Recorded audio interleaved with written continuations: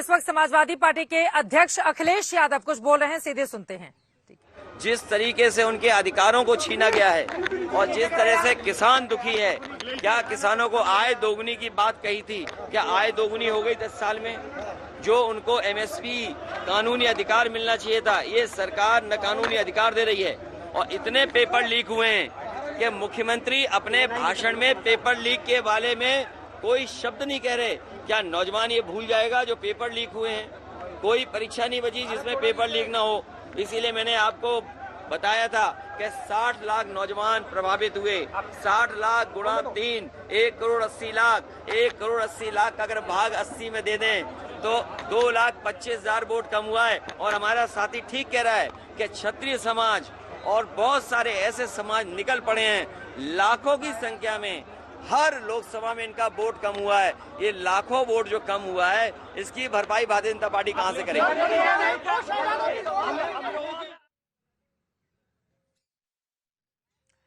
अखिलेश यादव की ओर से तमाम मुद्दों पर भारतीय जनता पार्टी को घेरा जा रहा है। प्रधानमंत्री नरेंद्र मोदी ने आज ताबड़तोड़ हमला किया था समाजवादी पार्टी और कांग्रेस पार्टी पर, जिसका जवाब देते हुए यहां पर पूर्व सीएम उत्तर प्रदेश के दिखाई दे रहे हैं। अमित जमी जी, सीधे आपके पास आते हुए आपसे भी मेरा वही सवाल है। देखिए, ऐसा क्या बदल गया उत्तर प्रदेश में भी? हम 2017, 2019, 2022, अब 2024, अगर इन तीनों चारों चुनाव का एनालिसिस करें, 24 को थोड़ी देर के लिए हटा देते हैं, पिछले 3 चुनाव में लगातार वही मुद्दे आप लोगों की ओर से उठाए गए, लेकिन कोई बहुत बड़ा कमाल हो नहीं गया। हमने 2022 के इलेक्शन में भी देखा, महंगाई रोजगार के मुद्दे पर कितने जबरदस्त तरीके से आप लोगों ने घेरा था। उस समय किसानों का आंदोलन भी एक बहुत बड़ा मुद्दा था। लेकिन उसी मुजफ्फरनगर में जहां आज भी वोटिंग चल रही है, आप देखिए वहां पर 2022 में किस तरह से मुजफ्फरनगर, और अब तो आरएलडी भी चली गई है उनके साथ, तो क्या मुश्किलें आप लोगों के लिए और ज्यादा नहीं बढ़ गई हैं? अमित जमी जी, क्या ऐसा बड़ा हो गया कि 80 में से 5 सीट समाजवादी पार्टी जिसने हासिल की थी, इस बार वो भारतीय जनता पार्टी को उखाड़कर और कई सीटों पर अपनी बड़ी जीत दर्ज कर लेगी? चित्रा जी, आपका जहाज जहां लैंड कर रहा होगा, वहां पे आप बेरोजगारों की पूरा हुजूम देख रहे होंगे। माननीय अखिलेश जी ने आज नोएडा में कहा कि ये जो आर्मी में जो ये ठेके की नौकरी शुरू हुई है, ठेके की नौकरी अखिलेश यादव जी और इंडिया अलायंस जैसी सरकार बनेगी, पहला काम होगा कि जो ठेके की नौकरी इसको खत्म करना। चित्रा जी, मैं आपको वजह बताता हूं, पूर्वांचल में जहां से मैं और आप आते हैं, कि पहले बेटियां जो है, लड़कियां सपना देखती थी कि उनका पति और शौहर सरहद पर देश की रक्षा कर रहा हो। आज वो शादी नहीं करना चाहती। प्रधानमंत्री जी लॉजिक बताते हैं कि पैसा नहीं है आर्मी के पास, आर्मी के पास पैसा नहीं है, लेकिन एक्सटॉर्शन से 6,000 करोड़ रुपए प्रधानमंत्री ने चंदा करके भारतीय जनता पार्टी के बैंक में डाल दिया। उसके लिए पैसा है, देश के युवाओं के लिए पैसा नहीं। इसलिए इंडिया अलायंस का पहला काम होगा, युवा जो वोट कर रहा है आज पूरे पश्चिम में, कि ये जो ठेके की नौकरी है अग्निवीर, इसको खत्म किया जाए। और हमें ये भी पता चला है कि उत्तर प्रदेश की पुलिस फोर्स में भी ठेके की नौकरी का प्रपोजल आगे बढ़ाया जाएगा। तो इसलिए सरकार के खिलाफ युवाओं का गुस्सा है और रोजगार है, सबसे बड़ा मुद्दा है। आप कहिए कि अखिलेश जी ने क्या कर दिया 2022 में। चित्रा जी, आपको पता है, आप तो बहुत ही लर्निंग जर्नलिस्ट हो, 2.5 लाख वोटों से उत्तर प्रदेश की सरकार हम बनाने से रह गए। आज पूरे देश में कोई सबसे बड़ा पोजीशन, वैचारिक पोजीशन बीजेपी आरएसएस के खिलाफ है, तो माननीय अखिलेश यादव जी और ये तो समाजवादियों की ताकत है। एक जवाब केके शर्मा से पूछ लीजिए कि आपके बैंकों में 6,000 करोड़ चला गया, लेकिन आप वही 6,000 करोड़ रुपए अगर नौजवानों को रोजगार में दे देते अग्निवीर के, तो उनकी नौकरी पक्की हो जाती। ठीक है, आपने नौजवानों के जिंदगी से, उनके ख्वाब से आपने केके शर्मा जी, आप इस पर जवाब दे दीजिए, उसके बाद अभिषेक झा जी और संजय जी, मैं फौरन आपके पास आ रही हूँ। ठीक है, चुनाव में भारत के युवा आपसे लेने वाले। देखिए, देश की चित्रा जी, देश की सुरक्षा और सेना पर इतना चिंता करने वाले समाजवादियों से मैं एक बात पूछना चाहता हूं। ये हालांकि अमित जमाई पुराने कम्युनिस्ट हैं, अच्छा अग्निवीर क्यों किया, समाजवादी हो गए। मैं इनसे एक बात पूछना चाहता हूँ, नौकरी क्यों किया? सुन लीजिए, मैं आपको कह नहीं भैया, मैं बता रहा हूँ, आप सुनने की इच्छा तो रखो।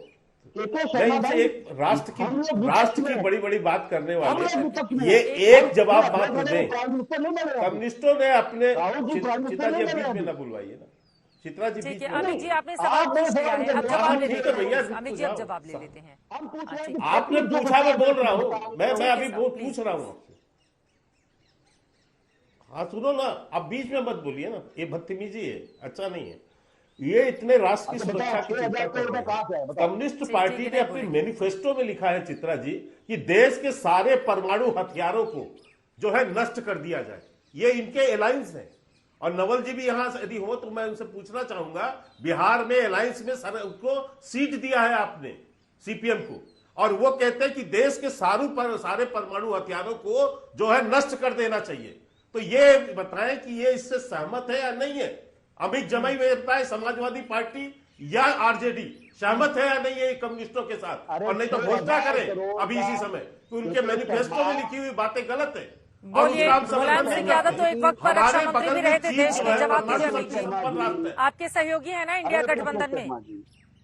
नहीं, मैं पूछ रहा हूँ के शर्मा मेरे सवाल का जवाब नहीं दे रहे हैं। और परमाणु परीक्षण की वजह से हिंदुस्तान को किस तरह का बैन झेलना पड़ा, उसके बावजूद हम लोग कैसे सशक्त बनकर निकले।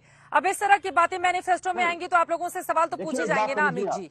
आप ही के सहयोगी हैं, इंडिया गठबंधन में बैठ के आप लोग मंच साझा करते हैं। मेरी बात सुनिए आप। दुनिया का सपना है, दुनिया के जितने भी डेमोक्रेटिक पीसफुल देश है, आप नॉन अलाइनमेंट मूवमेंट कंट्रीज के नेता कब बने? भारत दुनिया का नॉन अलाइनमेंट मूवमेंट कंट्रीज का नेता रहा। आज तो दुनिया में बदनामी हो रही है प्रधानमंत्री की, इसकी डिक्टेटरशिप की।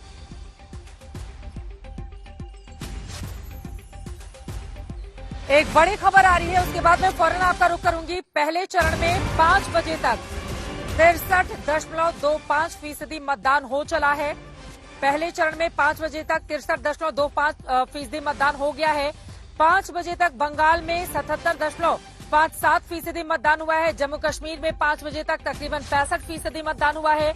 यूपी में 57.54%, बिहार में 46.32%, मध्य प्रदेश में 63.25% और राजस्थान में तकरीबन 50% वोटिंग हो चुकी है। ये इस वक्त की बड़ी खबर आपको दे रहे हैं। पहले चरण में 5 बजे तक 63.25% मतदान, लेकिन बिहार में सबसे ज्यादा कम, ये जो आंकड़े आप तक पहुंचा रहे हैं, बिहार में अब तक सबसे ज्यादा कम 46.32% ही मतदान हुआ है। यूपी में थोड़ा बढ़ गया है, यूपी में 57.54% हो गया है। मध्य प्रदेश में 63%, राजस्थान में 50% के आसपास है। 5 बजे तक बंगाल में 77% के आसपास, जबकि 63% ओवरऑल अगर हम 5 बजे तक देखें तो 63.2% मतदान। संजय जी, मैं चाहूंगी इस पर आपकी टिप्पणी। 69% पिछली बार वोटिंग हुई थी और इस बार माना जा रहा था कि 70% को आंकड़ा क्रॉस कर जाएगा, चूंकि 97 करोड़ वोटर हैं और उसको लेकर लगातार हम अलग अलग बातें भी कर रहे थे। आज हालांकि तकरीबन 16 करोड़ लोगों ने ही मतदान में हिस्सा लिया है पहले चरण की 102 सीटों पर। ये जो अब तक का मतदान प्रतिशत है, ये क्या बताता है? 70% क्रॉस करेगा क्या? लगता तो नहीं है कि जितना पिछले 2019 के चुनाव में पहले चरण में जितना मतदान प्रतिशत था, आपने जिन आंकड़ों का जिक्र किया, और अगर एक आध घंटे कहीं कुछ जगहों पर मतदान हो भी रहा हो तो पुराना आंकड़ा पार करता हुआ तो दिखाई नहीं पड़ता। ये जरूर है, ये इस ओर इशारा करता है कि लोगों की थोड़ी उदासीनता दिखती है चुनाव में। हमने अपने जब सर्वे किए तो उसमें भी कई लोग, बड़ी संख्या में लोग कई चीजों के लिए राज्य और केंद्र सरकार दोनों को जिम्मेवार मानते थे। तो उससे, और लोगों को पता है कई राज्यों में अलग अलग पार्टियों की सरकारें हैं, तो इससे इशारा इस ओर है कि लोगों की थोड़ी सी उदासीनता चुनाव में दिखती है। उनकी जितनी आस्था पॉलिटिकल पार्टियों में थी, मैं ये नहीं कह रहा कि उनकी आस्था कम हो गई है, थोड़ी बहुत उदासीनता दिखाई पड़ती है। और अगर ये वजह नहीं होती तो इतना कम टर्नआउट होता हुआ दिखाई नहीं पड़ता। थोड़ा मौसम का भी तकाजा है, कई जगहों पर बहुत गर्मी रही है, इस वजह से मतदान कम है।